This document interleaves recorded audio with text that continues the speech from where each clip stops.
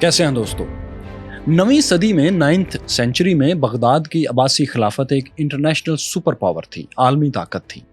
इसके मुकाबले पर कोई और ताकत दुनिया में मौजूद नहीं थी। हाँ, कुछ रीजनल पावर्स जरूर थीं, जिनमें से एक अहम ताकत यूरोप में सर उठा भी चुकी थी। जर्मनी की वेस्टर्न साइड पर, मगरबी तरफ जो एक खूबसूरत शहर अकिन है, यहाँ नवीं सदी ही में फ्रैंकिश शहंशाह शालमेन की हुकूमत थी। शालमेन के फ्रैंकिश एम्पायर आज के ज़्यादातर फ्रांस, इटली, क्रोएशिया और जर्मनी समेत कई यूरोपीय ममालिक के जोग्राफिए पर फैली हुई थी। शालमेन बुनियादी तौर पर तो किंग ऑफ फ्रैंक्स ही थे, लेकिन कुछ साल से उन्होंने फतूहात करके अपने जोग्राफिए को फैला लिया था, जिसके बाद से वो अपनी सल्तनत को होली रोमन एम्पायर और खुद को होली रोमन एम्परर का टाइटल भी दे चुके थे। मतलब अब्बासी खुलफा के बाद ये भी दुनिया के ताकतवर तरीन हुक्मरानों में अव्वल थे। 803 CE 803 कॉमन इरा में इन्हीं एम्परर शालमीन के पास एक डेलीगेशन आया। ये लोग बगदाद से आए थे और अब्बासी खलीफा हारून रशीद की तरफ से कुछ तोहफे लाए थे।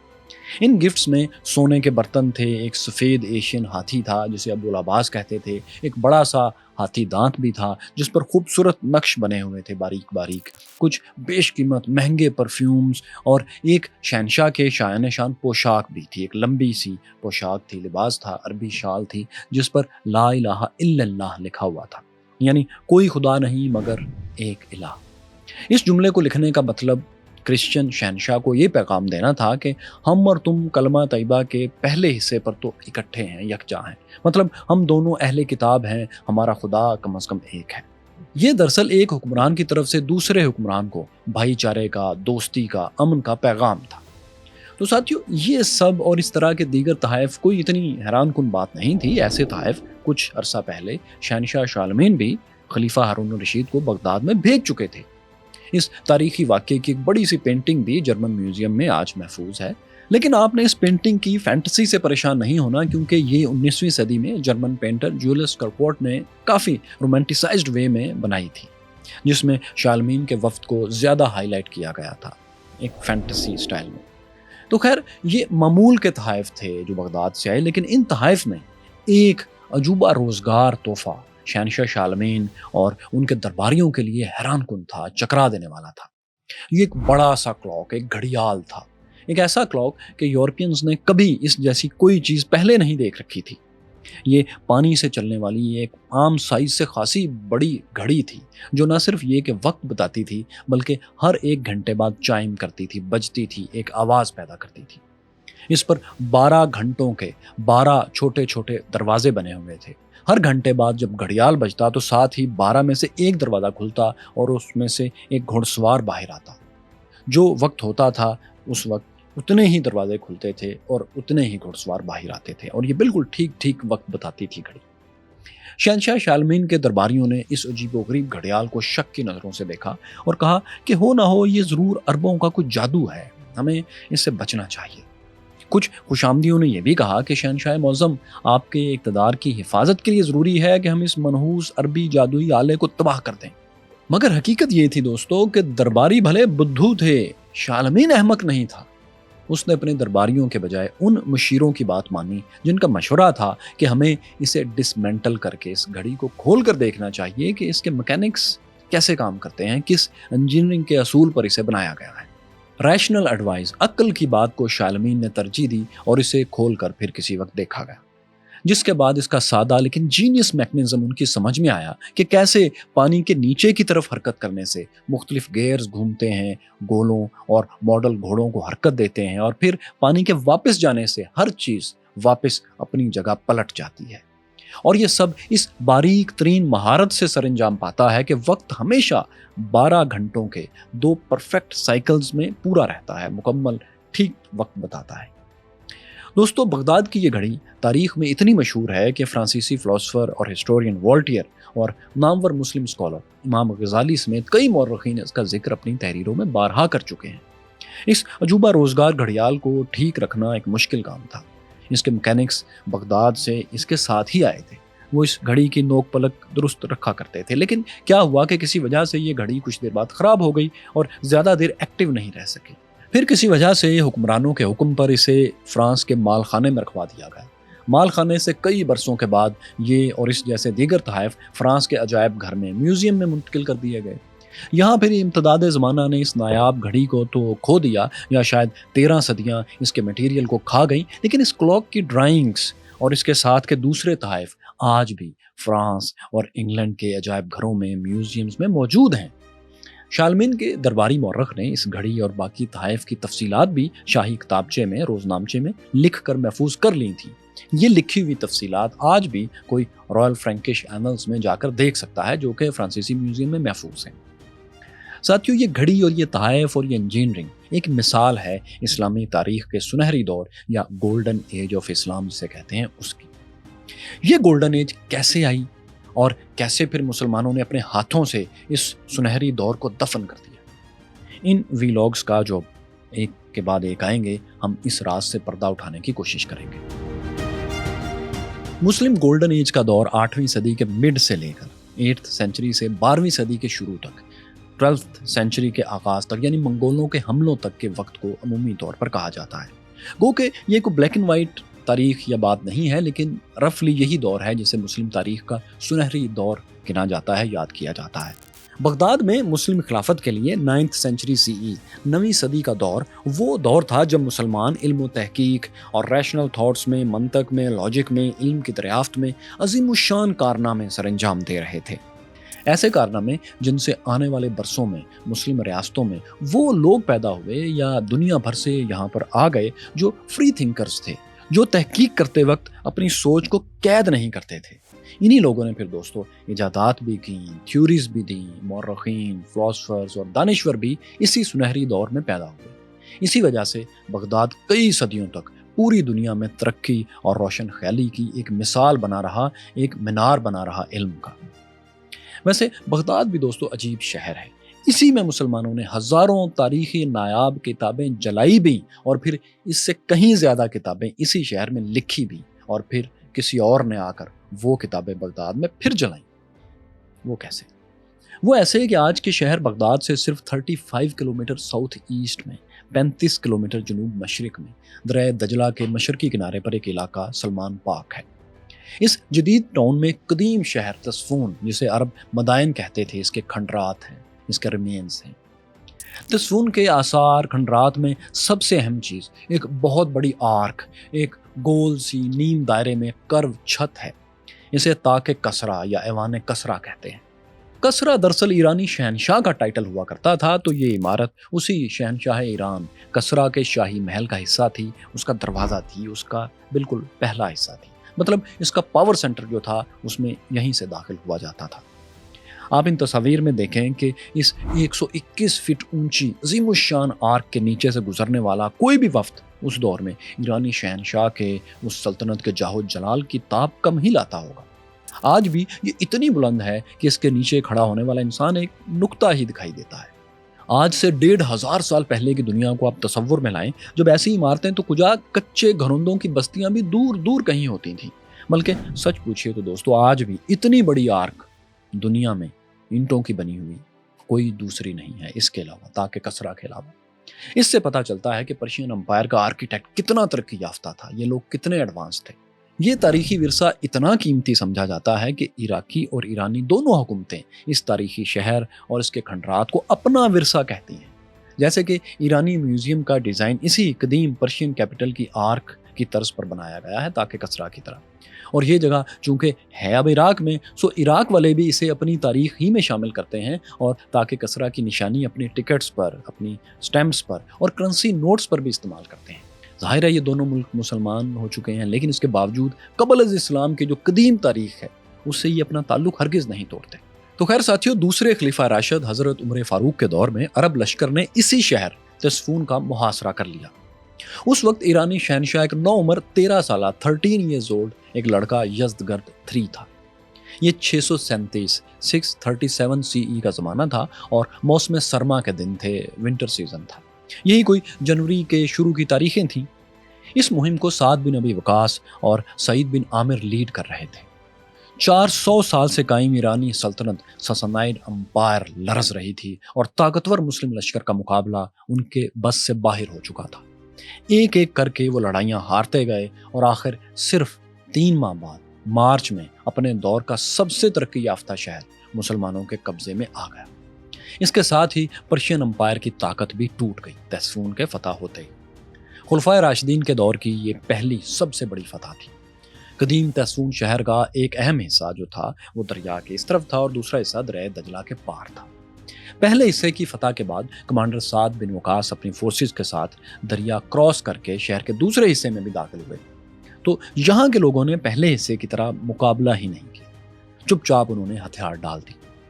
कमांडर साद बिन अबी वकास ने भी हथियार ना उठाने वाले पुरअमन शहरियों को अमान दे दी, लेकिन इन्हें मुसलसल ईरानी शहनशाह यज़दगर्द III की तलाश थी। वो ताके कसरा यानी उसी महल जिसके खंडरात अभी हमने आपको दिखाए हैं, उन्हें वहां तलाश करते रहे, लेकिन ये तलाश उकारत गई क्योंकि नौमर शहनशाह यज़दगर्द III अपने गार्ड्स के साथ शाही दौलत के एक बड़े हिस्से को लेकर कहीं गायब हो चुके थे। मुस्लिम लश्कर से एक दस्ते ने इनका पीछा किया, इन्हें देख भी लिया, इन्हें जा लिया, लेकिन शहनशाह यज़दगर्द III और उनके साथियों ने यह किया कि सारी दौलत को रास्ते में छोड़ा और आगे निकल गए। मुस्लिम लश्कर दौलत के ढेर लेकर वापस तैसून आ गया। जब ये लश्कर वापस आया तो शहर में भी मुमकिन तौर पर छुपे हुए खजानों की तलाश ही हो रही थी। इस तलाश के दौरान अरब कमांडर साद बिन वकास को एक बहुत बड़ी लाइब्रेरी की इत्तला दी गई। लाइब्रेरी इतनी बड़ी थी कि इसमें हिस्ट्री, फिलॉसफी, जियोग्राफी और लिटरेचर की हजारों किताबें छत तक भरी हुई रखी थी। फिर इसमें दसियों हजारों की तादाद में जानवरों की खालों पर लिखे हुए मखतूतात थे और लातादाद स्क्रोल्स थे। ताके कसरा जैसी इमारत बनाने वाले इंजीनियर्स ने भी बहुत कुछ लिखा था जो मैथ और ज्योमेट्री की शक्ल में इसी लाइब्रेरी में महफूज था। शहनशाह ईरान जो भी हुआ करता था तैसून में, वो इस इल्मी मरकज़ में दुनिया भर से तराजुम करवाने के लिए जो किताबें और स्क्रोल्स वगैरह जो दरअसल होते थे उनको मंगवाया करते थे, वो भी अभी यहाँ ही रखे हुए थे। कुछ के तराजुम जो थे ईरानी अम्पायर की सरकारी ज़ुबान जिसे मिडल पर्शियन या पहलवी कहते थे उसमें हो चुके थे, कुछ के अभी होना थे। मतलब दुनिया की कई ज़ुबानों में लिखी हुई तहरीरें भी यहाँ पर महफूज थीं। अब यहाँ अरब जंगजू और उनके कमांडर्स के साथ एक मसला पेश आ गया।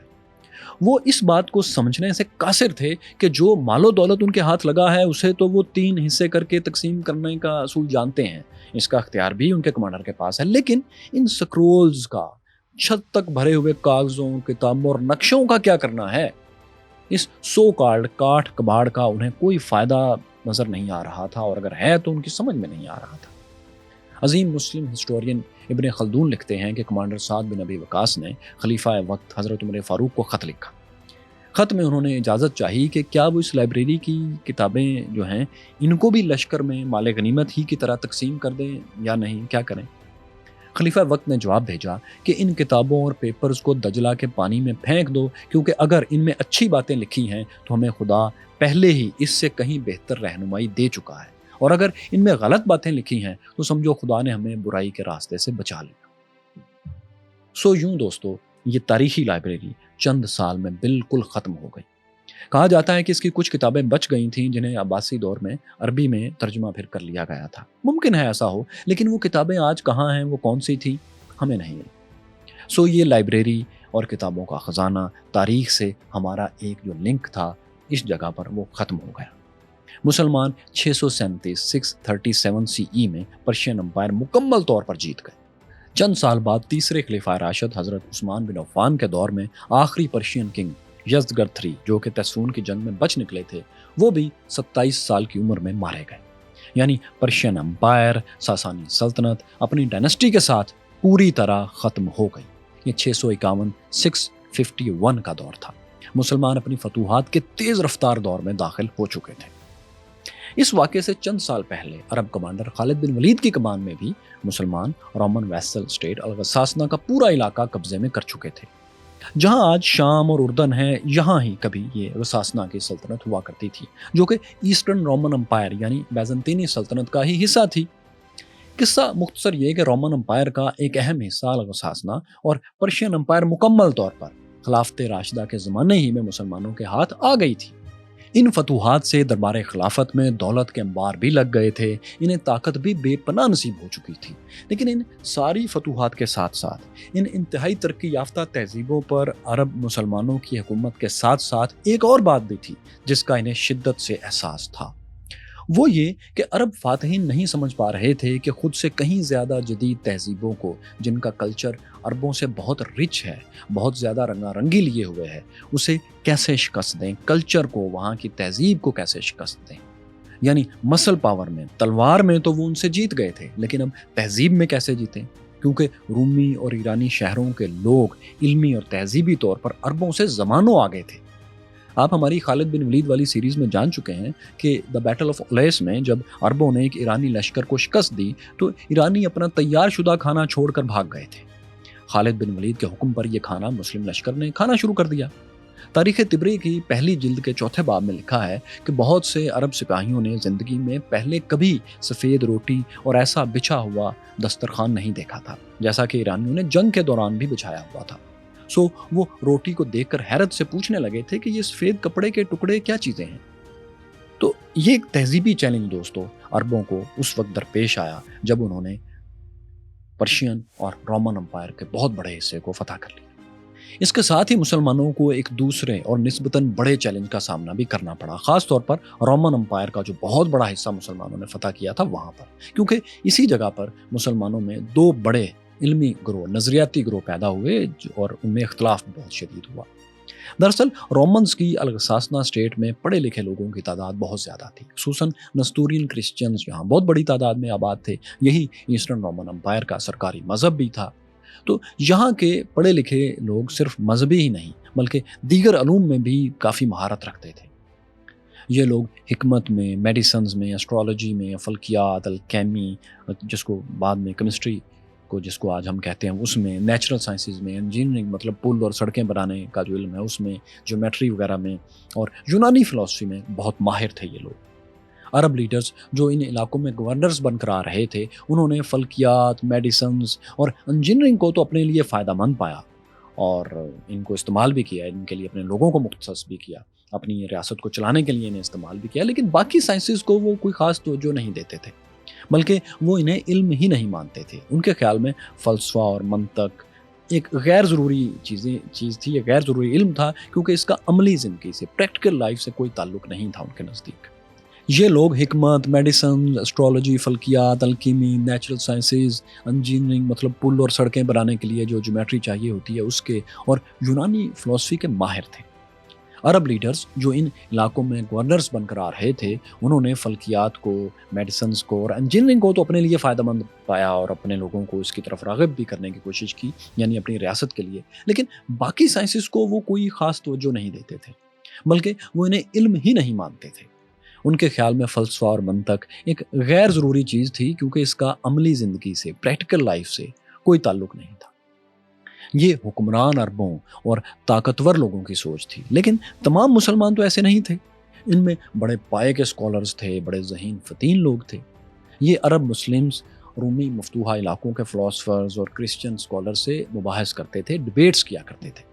یہ پہلی بار ہونے لگا تھا کہ مسلمانوں کو ان کے نظریات، عقائد اور مذہب پر فلسفیانہ سوالات پوچھے جانے لگے تھے اور انہیں عقلی اور منطقی انداز میں اس کا جواب دینا پڑتا تھا۔ وہ صرف یہ کہہ کر سوال پوچھنے والے کا منہ بند نہیں کر سکتے تھے کہ ہماری کتابوں میں لکھا ہے، بس اس لیے انہیں یونانی فلسفی کے منجے ہوئے اسکالرز کی طرف سے سوالات کا سامنا تھا۔ انہیں ٹھیک مسئلہ درپیش آنے لگا تھا کہ اس کا فلسفی سے ہی کیسے جواب دیں۔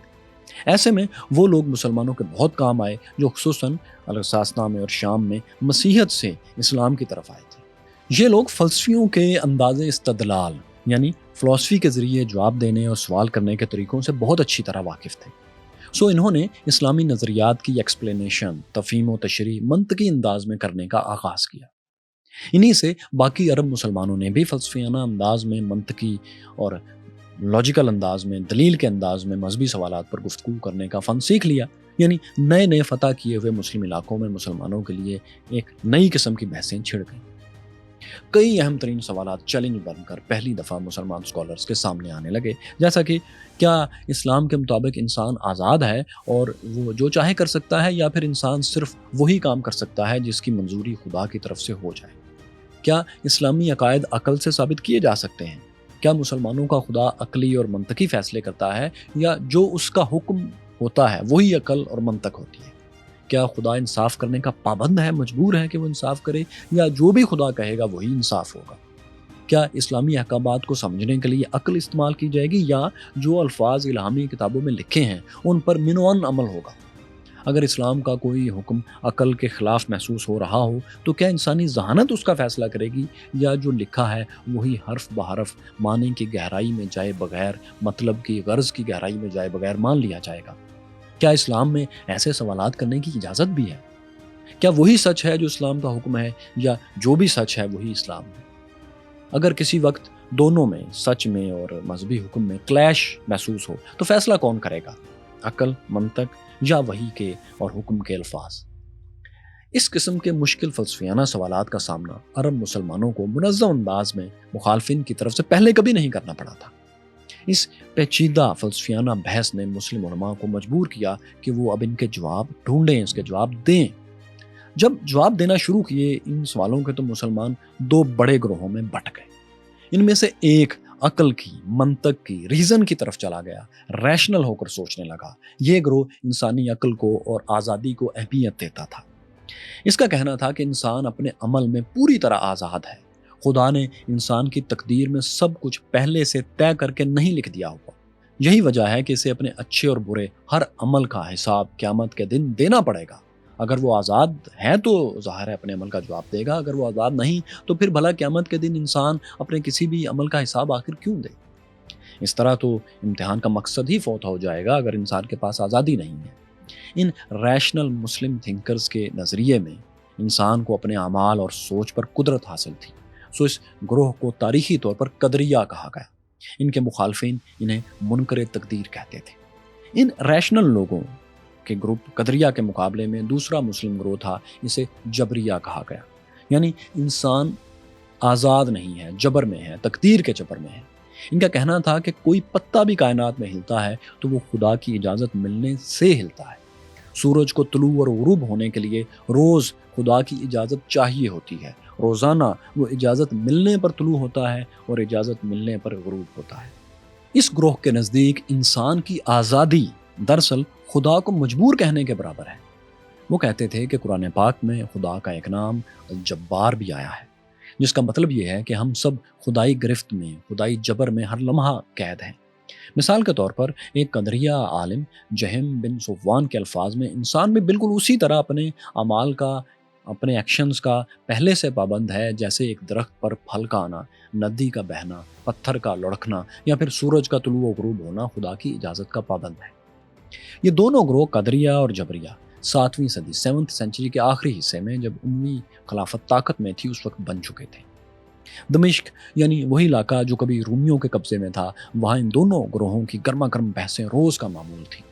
یہ بحثیں صرف مباحث ہی نہیں رہتے تھے بلکہ یہ لڑائی جھگڑے اور قتل و غارت تک یہ بحثیں چلی جاتی تھیں۔ جبریہ گروہ والے اپنے نظریے کے حق میں قرآن و حدیث سے دلائل لاتے تھے، جبکہ قدریہ فرقے والے بھی قرآن و سنت ہی سے اپنے تھیسس کو ثابت کرنے کی کوشش کرتے تھے۔ دونوں کو اپنے اپنے موقف کے حق میں بھرپور دلائل ملتے بھی تھے۔ آئیے ہم پہلے جبریہ گروہ کو دیکھتے ہیں کہ وہ جو کہتے تھے کہ انسان تقدیر کے جبر میں ہے، آزاد نہیں ہے، ان کے پاس کیا دلائل تھے۔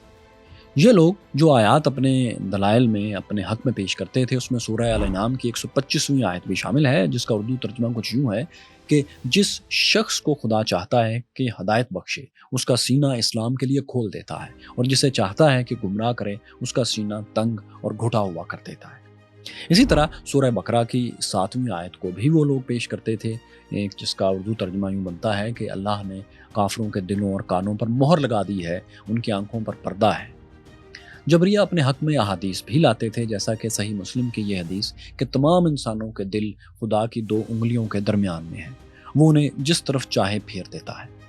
پھر صحیح مسلم کی یہ حدیث بھی جبریہ کے حق میں جاتی تھی کہ جب ماؤں کے پیٹ میں بچہ ابھی 40 دن کا ہوتا ہے تو 2 فرشتے خدا کے حکم سے اسے دیکھنے کے لیے آتے ہیں۔ وہ اس بچے کے بارے میں خدا سے پوچھتے جاتے ہیں اور لکھتے جاتے ہیں کہ کیا یہ فرمانبردار انسان ہوگا یا گمراہ، مرد ہوگا یا عورت۔ اسی طرح وہ سب کچھ، اس کی عادتیں، دولت اور موت تک لکھ کر تقدیر کی کتاب بند کر کے چلے جاتے ہیں۔ اس کے بعد اس کتاب میں کچھ بھی مزید نہ تو لکھا جاتا ہے اور نہ ہی کاٹا جاتا ہے۔ یہ کچھ حوالے ہیں دوستو، لیکن جبریہ اپنے حق میں اس طرح کی ہزاروں دلیلیں اسلامک سورسز سے ہی لاتے تھے اور ثابت کرتے تھے کہ انسان آزاد نہیں ہے، وہ تقدیر کا پابند ہے، مجبور محض ہے۔ جو کچھ وہ کرتا ہے وہ خدا کی مرضی سے، حکم سے، اس کے پہلے سے لکھے ہوئے تقدیر کے کاغذ کے مطابق کرتا ہے۔ اب ان کے مقابلے میں ساتھیوں قدریہ فرقہ کے اسکالرز بھی اسلامک سورسز سے ہی دلائل لاتے تھے اور ثابت کرتے تھے کہ خدا کا فیصلہ ہے کہ انسان آزاد ہے۔ مثلاً وہ قرآن پاک سے سورہ کہف کی 29ویں آیت پیش کرتے تھے جس میں لکھا ہے کہ حق آ چکا ہے، اب جو چاہے ایمان لائے اور جو چاہے نہ لائے۔ اسی طرح سورہ دہر کی 3 آیت بھی وہ دکھاتے جس میں ہے کہ ہم نے انسان کو راستہ دکھا دیا، اب وہ چاہے تو شکر گزار بنے، چاہے تو ناشکری کرے۔ قدریہ گروہ احادیث کو بھی اپنی حمایت کے لیے پیش کرتے تھے اور ثابت کرتے تھے کہ انسان مجبور نہیں ہے، آزاد ہے، خدا نے اسے آزادی دی ہے۔ آپ جان ہی چکے ہیں دوستوں کہ جبریہ والے بھی قرآن و حدیث سے ہی اپنے حق میں دلائل لاتے تھے، دونوں ہی اپنے آپ کو ہر صورت درست سمجھنے لگے تھے۔ بلکہ کچھ آیات تو ایسی بھی تھیں جن سے بیک وقت جبریہ اور قدریہ دونوں اپنا اپنا مقدمہ ثابت کیا کرتے تھے، جیسا کہ سورہ نحل کی 93 آیت، 93 نمبر آیت۔ اس کے پہلے حصے کو جبریہ اپنے لیے استعمال کرتے تھے کہ دیکھو خدا تعالیٰ خود کہہ رہے ہیں کہ اگر ہم چاہتے تو تم سب کو ایک ہی جماعت بنا دیتے، لیکن خدا جسے چاہتا ہے گمراہ کرتا ہے اور جسے چاہتا ہے ہدایت دیتا ہے۔ اسی آیت کے آخری حصے کو القدریہ اپنے لیے استعمال کرتے کہ دیکھو خدا کہہ رہا ہے کہ جو عمل تم کرتے ہو قیامت کے دن اس کے بارے میں تم سے ضرور پوچھا جائے گا۔ مطلب قدریہ کے نزدیک اس آیت کے اس حصے کا مطلب یہ تھا کہ کسی شخص سے اس کے عمل کے بارے میں اسی صورت میں پوچھا جا سکتا ہے اگر وہ عمل اس نے اپنی آزادی سے کیا ہو، اپنی مرضی سے کیا ہو۔ تو قدریہ اس وضاحت کے ساتھ اس حصے کو اپنے حق میں لے جاتے تھے۔ مختصر یہ کہ مشرق و مغرب کی فتح کے بعد جبریہ اور قدریہ وہ پہلا فلسفیکل کلیش تھا، وہ نظریات کا فرق تھا جس نے مسلمانوں کو بری طرح تقسیم کر دیا تھا۔ اس بری طرح تقسیم کر دیا تھا کہ اب اسٹیٹ بھی مختلف جگہوں پر پوری طاقت کے ساتھ کسی ایک گروہ کے ساتھ کھڑی ہونے لگی تھی اور دوسرے کو کچلنے پر کمر بستہ ہو جاتی تھی، کیونکہ اب اس بحث کا تعلق صرف سوچ سے نہیں رہا تھا بلکہ مسلمانوں کی حکمرانوں کی پاور گیم سے بھی جڑ چکا تھا۔ وہ کیسے جڑ چکا تھا؟ اموی خلافت کو کون سی آئیڈیالوجی سوٹ کرتی تھی اور کیوں کرتی تھی؟ وہ کون سی آئیڈیالوجی کو ختم کرنا چاہتے تھے اور کیوں کرنا چاہتے تھے؟ پھر اس سب سے آخر مسلمانوں کے سنہری دور کا کیا تعلق تھا؟ امویوں کی خلافت پھر کیسے ختم ہوئی اور عباسی خاندان کی خلافت کیسے شروع ہوئی جہاں سے کہ سنہری دور کا پھر آغاز ہوا؟ عباسی خلافت کے دور میں دوستو معتزلہ کہاں سے آئے اور ان کے سرپرستی کون کر رہا تھا؟ یہ سب ہم آپ کو اسی سلسلے کے اگلے ویلاگ میں دکھائیں گے، ضرور دیکھیے گا۔ دوستو یہ داستان جو ہم آپ کے سامنے رکھ رہے ہیں وہ تاریخ ہے جس میں آپ جانیں گے کہ آخر کیا ہوا تھا کہ مسلمان عظیم الشان تاریخی سلطنتوں کے درمیان میں اس طرح ابھرے کہ سائنس، فلسفی، طب اور جیومیٹری جیسے علوم میں ترقی کرتے ہوئے دنیا کے لیے روشنی کا مینار بن گئے، اور پھر آخر ایسا کیا ہوا کہ مسلمانوں کو سنہری دور کے عروج تک پہنچانے والی سوچ شکست کھا گئی اور وہ لوگ جیت گئے جو عقل اور دانش سے نفرت کرتے تھے، بیر رکھتے تھے، اس کے خلاف تھے۔